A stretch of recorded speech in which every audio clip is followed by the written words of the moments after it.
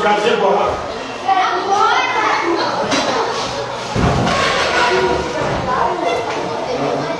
Vocês são surdos?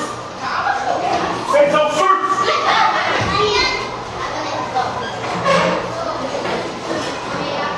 Estou falando com quem?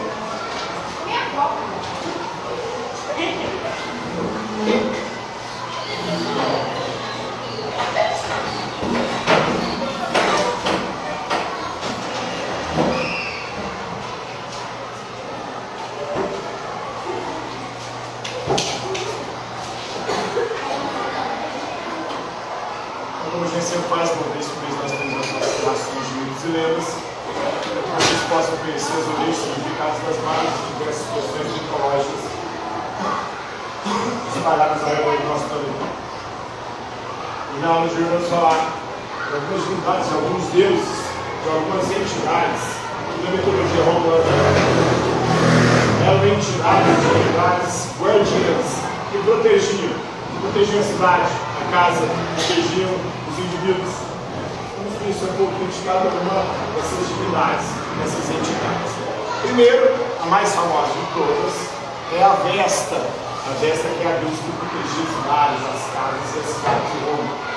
Na mitologia grega era a Hestia, protetora dos mares.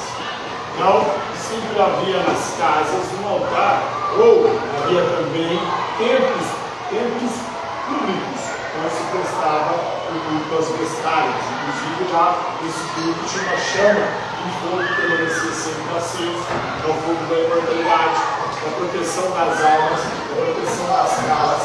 E lá tinha as virgens vestais, que elas tinham que permanecer virgem por toda a vida para realizar as cerimônias e os rituais de culto à deusa Vesta.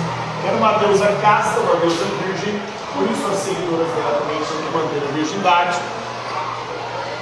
Ela, inclusive, foi assediada por Príamo, na época lá que tentou estuprar. E aí, ela se livrou graças a um burro que começou a inchar um burro que era do cinema. O cinema era um sático, metade bode, metade humano. E gostava de encher por canzinho de cachaça. Outro. Ele estava no teto e o burro colocava só contra a Vesta. Por conta disso, também nos rituais, em louvor, em adoração à Vesta, também tinha os burros. E existiam vários templos em todo o Império Romano, principalmente em Roma também.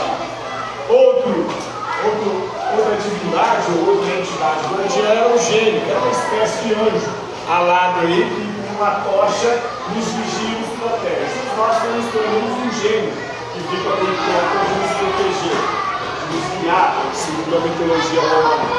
E o símbolo do gênio era uma serpente. Os romanos costumavam colocar uma serpente em casa, na estátua da serpente, representando um gênio protetor. Esse gênio protetor protegia os lares também. Então, essas entidades eram vinculadas mais em santuários caseiros, assim. Às vezes o santuário na própria casa não tinha santuários públicos, como a deusa Vesta. Tinha os lares também, que eram protetores, como o próprio nome disse. As lareiras, os lares, as casas. Tinha os penates, que eram responsáveis por proteger a dispensa, ou seja, o lugar onde se guardava comida, para nunca faltar comida na casa, nas residências. E outras entidades também guardiãs tinham os Dioscuros, o Castor e Pollux, que eram protetores, entidades guardiãs dos marinheiros e dos viajantes. Então essas são algumas das divindades guardiãs da mitologia